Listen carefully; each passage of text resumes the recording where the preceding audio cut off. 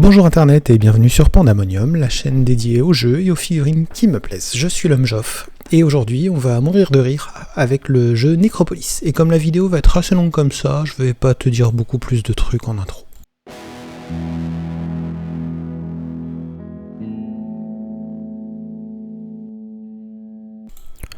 Alors le contexte de ce jeu Necropolis est assez simple, tout le monde est mort. Voilà, fin de vidéo. Non, je déconne. Mais en fait, il n'y a pas que les gens qui sont morts, il y a aussi les végétaux, les animaux, enfin bref, Brad Pitt a fait une connerie à la fin du film, il a raté une marche et tout le monde y est passé, à cause d'une connerie. Donc il reste vraiment que des morts vivants dans un monde de fantasy, et dans ce monde de morts vivants, tout le monde est mort, hein, et les chefs, parce que le concept de hiérarchie ne disparaît pas avec la mort apparemment, donc les chefs essayent de récupérer du pouvoir et de l'influence en tabassant les bandes des autres chefs. La bonne nouvelle, c'est que nos figurines ne peuvent plus mourir, vu qu'elles sont déjà mortes. La mauvaise, c'est qu'ils vont subir une éternité d'emmerde, et que, comme je le disais, il y a toujours un chef au-dessus d'eux. D'ailleurs, il faudra un jour en parler en termes de sociologie, comment ça se fait qu'il y ait toujours des chefs dans les jeux. Enfin, bon, je sais pas, si quelqu'un a étudié le sujet sérieusement, ça m'intéresse. Sinon, Dr. D, tu nous fais un morning papoting là-dessus.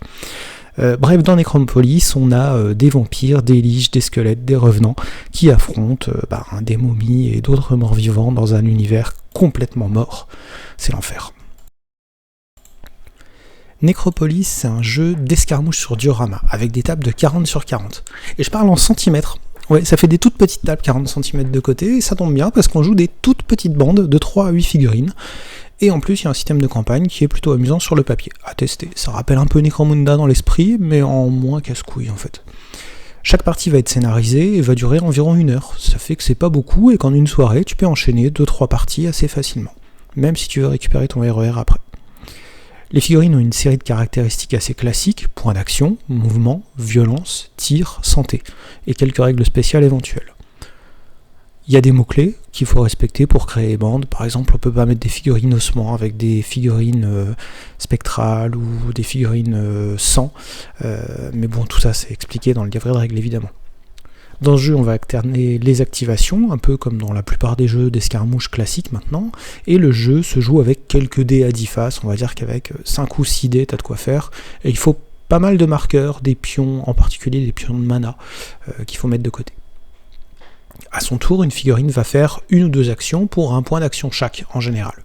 On peut se déplacer, attaquer, lancer des sorts, faire des actions de scénario, tout ça, ça coûte 1 point d'action, et donc avec des effets derrière. Un combat, c'est ultra simple dans le jeu. La figurine lance 1 dé par point sur la carac de son arme. Par exemple, une épée permet de lancer 3 dés. Et à chaque fois qu'elle obtient un score supérieur ou égal à sa caractéristique de violence, elle obtient une touche qui provoque X dégâts. Et là, pareil, c'est marqué sur les caracs de l'arme. C'est en fonction de l'arme, tout simplement. Chaque dé qui ne touche pas, par contre, obtient une frappe. Et ça fait un dégât, quand même. Même si on rate pas, on réussit un tout petit peu. On totalise les dégâts totaux en fonction de l'arme. Donc par exemple, une épée qui touche fait 3 dégâts, une épée qui frappe fait 1 dégât. Si je fais une touche et 2 frappes, je fais 5 dégâts. Et puis après ça, faut espérer faire tomber la figurine en face qui peut avoir 4, 5, 10, 15, 25 points de vie. Une fois qu'on a touché une figurine, qu'on lui a provoqué au moins un dégât, on la déplace d'1 pouce et on peut la faire tomber dans le vide, sur un mur plein de pointes, sur des trucs méchants, dans des trous, enfin un peu dans n'importe quoi, et ça fait 3 dégâts additionnels à chaque fois. Que du bonheur. Le tir fonctionne globalement pareil, je ne vais pas m'attarder dessus, sauf que y a une distance, forcément. Le lancement de sort est assez simple lui aussi, puisque les chefs ont une réserve de mana, de dés de magie, de 4 ou 5 dés en début de partie. Alors ça peut être moins, nous on a joué avec 3, ça peut probablement être plus, mais j'ai pas assez exploré les règles pour le savoir. Et il est possible de récupérer des points de mana additionnels en passant sur les corps des figurines retirées du jeu, puisque quand tu meurs, façon de parler, tu laisses un pion de mana sur l'endroit où la figurine a été détruite, et donc un chef peut passer sur ce pion de mana pour récupérer le pion de mana et ensuite tenter de lancer les sorts, ou empêcher l'adversaire de lancer des sorts si il veut l'en empêcher en lui piquant ses manas adaptés.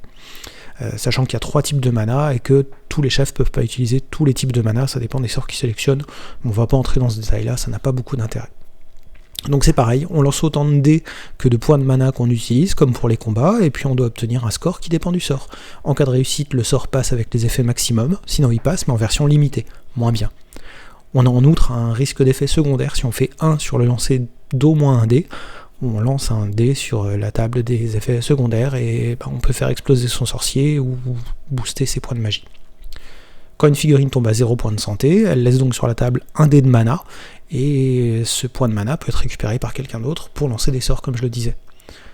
En général, en plus, comme ce sont des morts vivants, on peut en réinvoquer, puisque les sorciers connaissent un sort d'invocation, et donc on va utiliser le point de mana de la figue morte pour réinvoquer la même figue morte.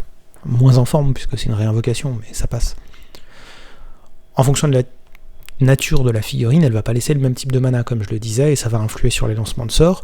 Comme je le disais, un sort de sang ne passe pas avec du mana spectral, mais personne n'est jamais coincé complètement, il y a toujours des petites options pour faire des choses en termes de sorts, et toutes les figurines doivent être activées à la fin de chaque tour. On joue en général en 5 tours, c'est hyper rapide et ultra mortel. Alors, est-ce que le jeu est bien ou pas ?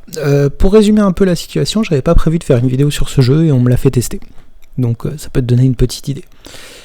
Pourquoi c'est bien, à mon avis? Déjà parce qu'il y a des règles ultra simples. C'est un jeu qui est basé sur une esthétique assez sombre. Bah forcément c'est un jeu de mort-vivant, donc l'esthétique est assez sombre, hein, on n'est pas dans Twilight. Mais surtout c'est un jeu où tout est fait pour qu'on bâtisse une bande à partir de ce qu'on a dans notre boîte à Rabio, éviter de dépenser trop de fric pour jouer à un jeu, et surtout pouvoir jouer juste avec quelques figurines. Moi j'ai ressorti des vieilles figurines de gobelins que j'ai juste pas en spectre, et ça marche très très bien.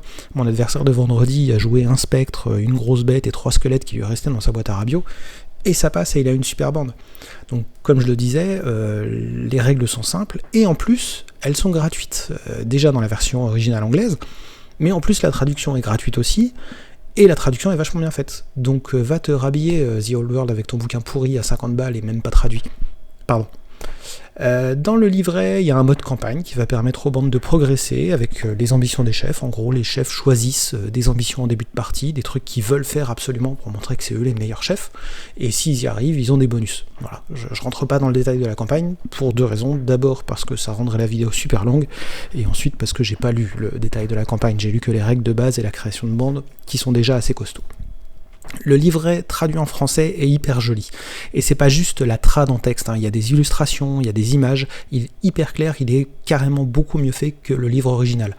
En plus, cette version française intègre les dernières mises à jour du jeu, et franchement elle est beaucoup plus lisible que la version originale. Il y a très très peu de fautes en plus, c'est assez rare, y compris dans des documents qui sont parfois traduits par des professionnels. Là, franchement, ils ont fait un super boulot.